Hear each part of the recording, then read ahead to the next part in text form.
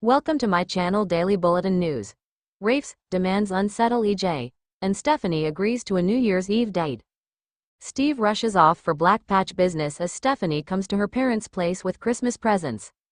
Alone with Kayla, Stephanie confides that she's upset over Alex having a fling with Joy. She knows she should be okay with him moving on, though, especially since she just kissed Philip.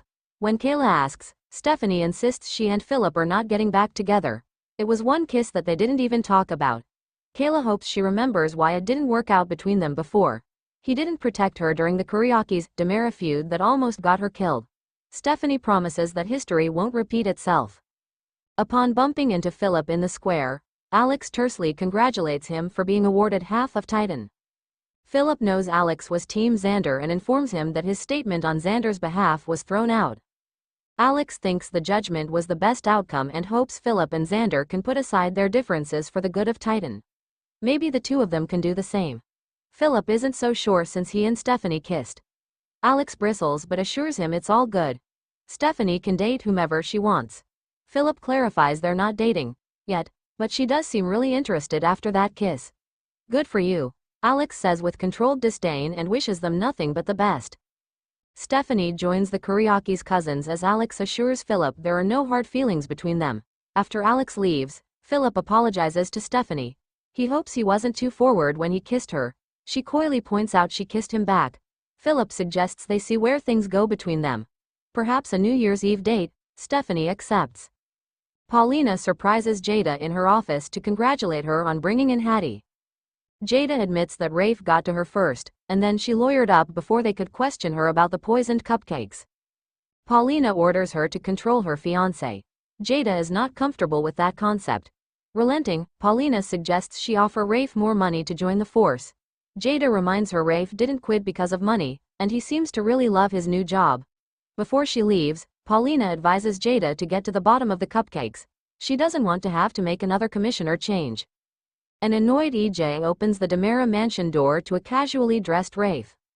Dog tags hang from his neck as he strolls in and pours himself a drink.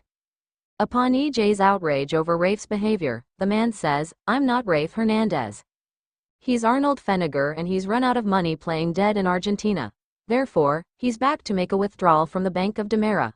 The men rehash how EJ paid Arnold an exorbitant amount of money to become Rafe and break up with Sammy, but Arnold went rogue.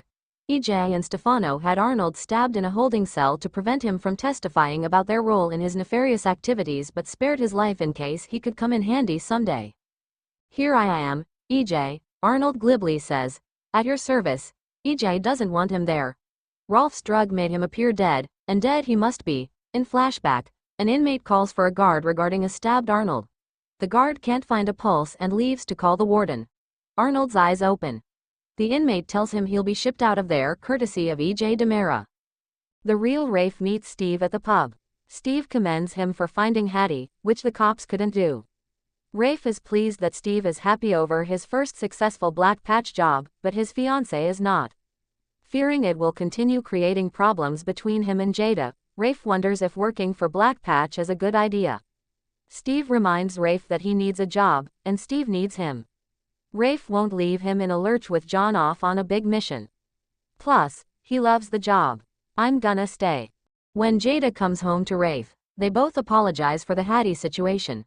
They agree to figure things out together and profess their love. Johnny enters the Demera living room, wondering what Rafe is doing there. EJ lies about hiring Rafe for pending cases he can't talk about.